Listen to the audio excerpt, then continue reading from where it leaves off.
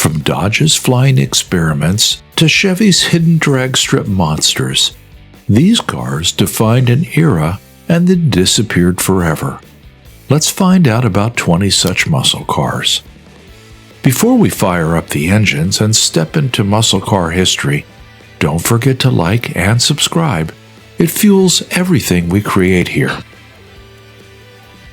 Number 1. 1970 Plymouth Hemi Superbird. Now this car looks like it was designed by someone who glued a jet wing to the back of a Plymouth. The 1970 Plymouth Superbird wasn't just a car, it was a missile on wheels, built to dominate NASCAR. Plymouth made it to beat Ford and Dodge aerodynamics itself. The nose cone stretched out like a rocket, and the rear wing looked tall enough to take off. Under that long hood sat the mighty 426 Hemi V8, pushing around 425 horsepower. But that's conservative. The real ones were monsters. Only about 135 Hemi Superbirds were ever built because NASCAR changed the rules the next year, killing the project. Today, they're so rare that even major car museums treat them like holy relics. Number 2. The 1969 Chevrolet Camaro ZL1. The ZL1, only 69 of these beasts were ever made. What makes it so special? The heart of it, an all-aluminum 427 cubic inch V8. This wasn't your standard street engine. It was literally pulled from Chevrolet's race program. The engine alone cost more than most regular Camaros. Here's a fun fact. Most people have seen a Camaro, but almost no one has seen a ZL1 in person. This was a sleeper. It looked like a regular Camaro, but could blow the doors off almost anything on the road. Chevy rated it 430 horsepower, but people who tested it back then said it felt closer to 500. That's supercar territory in 1969. Most of these cars went straight to the drag strip and got beaten up, which means only a handful survived. The few that did are now museum royalty, worth well over $1 million. Number 3. The 1971 Hemi Cuda Convertible. Okay, this one's a legend wrapped in metal. The 1971 Hemi Cuda Convertible is so rare, it's practically mythical. Plymouth only built 11 of them. 11! And only a few survive today.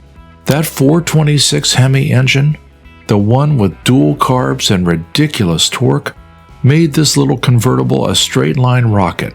The reason it's so rare? Timing. The muscle car era was ending. Insurance prices skyrocketed. Gas prices were rising, and nobody wanted a wild, gas-guzzling convertible. But those who bought one back then unknowingly bought a golden ticket. Today, these cars sit in glass displays, often insured for millions. The last one that went to auction crossed the $4 million mark. Number 4. The 1967 Shelby GT500 Super Snake. Now, we all know the Mustang, but the Shelby GT500 Super Snake is like the unicorn of that family. Only one original supercar snake was ever built. Yep, one. Carroll Shelby made it as a promotional car to show off the potential of the GT500. It used the same engine as the Ford GT40 race car, a 427 V8 that was brutally powerful. Shelby tested it by driving it flat out for 500 miles at over 140 miles an hour. And guess what? Tires held up. The car survived, and Shelby decided it was too expensive to mass produce. That one prototype vanished into history until collectors dug it back up decades later. Today, it's a showpiece worth several $1 million. And when it occasionally rolls onto the museum floor, people crowd around it like a holy object. The Super Snake name lived on in later Mustangs, but none can touch the story behind the 1967 original. Number 5. the 1970 Chevelle SS 454 LS6. Ah yes, the Chevelle SS 454 LS6, the car that turned ordinary roads into drag strips. It came with a monstrous 7.4-liter V8 engine that made a ridiculous 450 horsepower, and that was factory rated. Most people swear it was closer to 500. This thing could run the quarter mile in the low 13s straight off the showroom floor in 1970. That's faster than some modern sports cars. Chevy only made a small batch of true LS6 Chevelles, and survivors are as rare as they come. The Chevelle that had the perfect mix of muscle and menace, wide stance, black stripes, and the kind of exhaust note that made your heart race. Number 6. The 1970 Dodge Challenger TA. The Challenger TA was Dodge's way of saying, "We can race too." Built for the Trans Am racing series, the TA had a special 346-pack V8. That's 3 two-barrel carburetors feeding the beast. It wasn't the biggest engine of the era, but it was tuned to perfection. Light, agile, and loud. This car could embarrass bigger V8s on twisty roads. Dodge made just 2,400 units, but because so many were raced and wrecked, the surviving ones are precious. The TA was also one of the first cars to have a fiberglass hood and side exit exhaust, decades ahead of its time. In museums, it sits as a symbol of what Dodge once stood for: raw attitude and innovation. Number 7. 1969 Dodge Charger Daytona. Before the Superbird, Dodge built the Charger Daytona, the first car to break 200 miles in NASCAR. It looked insane, with the sharp nose cone and the sky-high rear wing. Only 503 were made so Dodge could qualify it for racing. The Daytona design was so radical people mocked it when it was new, but when it started winning, nobody laughed anymore. Under the hood sat a 440 Magnum, or the legendary 426 Hemi. Both turned the Daytona into a track weapon. Today, these cars live mostly in museums or private vaults. When one shows up at auction, the room goes silent. It's not just a car, it's a piece of racing history. Number 8. The 1969 Pontiac GTO Judge Convertible. The Judge. Even the name sounds like it owns the road. The Pontiac GTO Judge was already rare, but the convertible version? That's where things get crazy. Only 108 were ever made, and even fewer survive today. It had a 400 Ram Air 6 V8 that pumped out serious power, and a wild orange paint job that made it impossible to miss. The Judge wasn't just about speed, it was about attitude. Pontiac wanted something loud, proud, and unapologetically cool. Museums love showing it off because it captures the spirit of the late 1960s. Bright, bold, and built for fun. Seeing one in person is like stepping into a time machine where gas was cheap and style was everything. Number 9. The 1971 Baldwin Motion Phase 3 GT Convertible. This isn't your regular Corvette. The Baldwin Motion Phase 3 GT was a custom monster created by Joel Rosen and Emotion Performance. They took brand new Corvettes and rebuilt them with wild performance upgrades, bigger engines, suspension tweaks, and even custom bodywork. Only a handful were ever made, maybe less than 10, depending on who you ask, but each was unique. They weren't factory cars, they were personal rockets for rich thrill seekers. These cars were so fast that government officials once tried to shut Motion down. Today, each surviving Phase 3 GT is worth a fortune and usually displayed behind velvet ropes. Number 10. The 1966 Shelby Cobra 427 Super Snake. Only 2 were ever built, and one of them was destroyed. That makes this possibly the rarest muscle car ever. Carroll Shelby took his already wild Cobra and turned it into a fire-breathing beast with twin superchargers on a 427 V8. The result? Over 800 horsepower in the 1960s. Shelby built it for himself. This was his personal toy. The surviving Super Snake sold for over $5 million, and it's now a museum centerpiece. When people stand next to it, they don't just see a car. They see raw American madness. It's the kind of car that could scare even professional drivers. Number 11. The 1970 Buick GSX Stage 1. Now, you might not expect a Buick to show up in a muscle car list, but the GSX Stage 1 was no joke.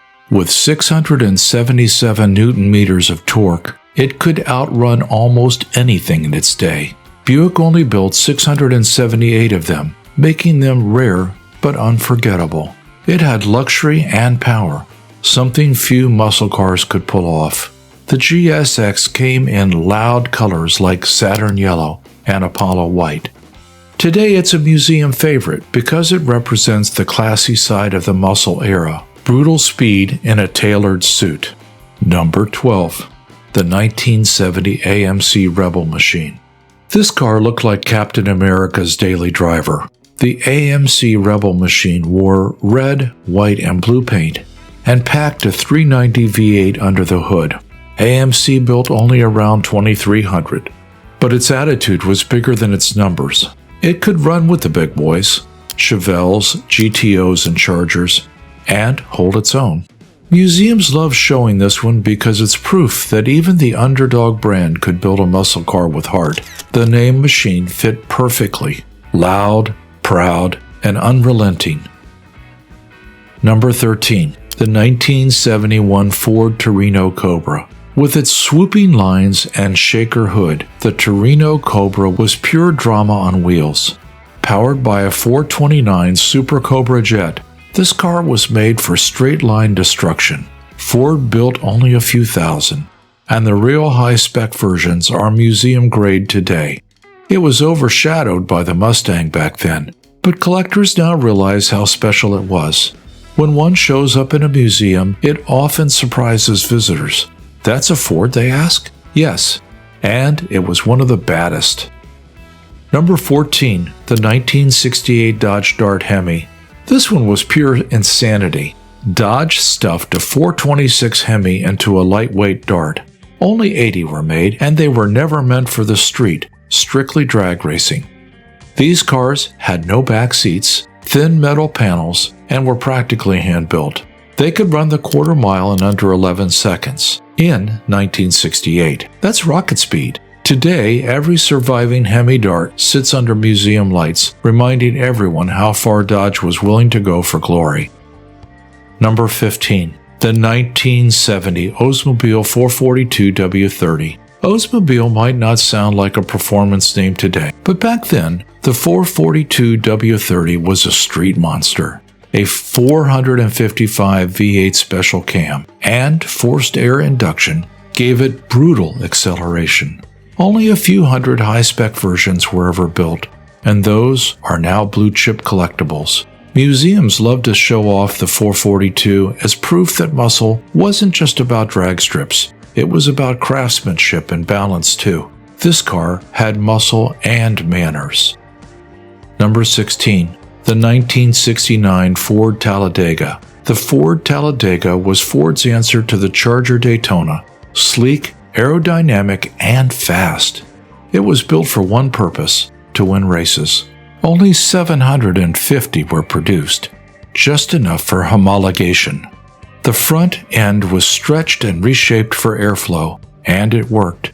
These cars dominated. Today, they're ultra-rare, often seen next to the Daytona and Superbird in racing museums. They're not flashy, but they're brutally effective, the definition of quiet confidence. Number 17. 1971 Pontiac Firebird Trans Am 455 HO.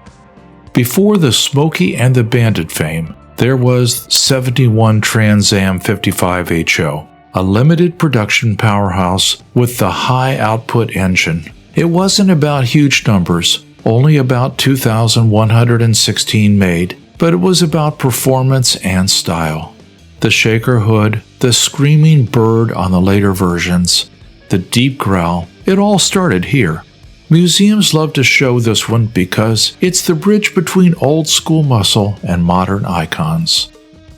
Number 18. 1969 Mercury Cougar Eliminator. The Cougar often lived in the Mustang's shadow, but the Eliminator was its wild alter ego.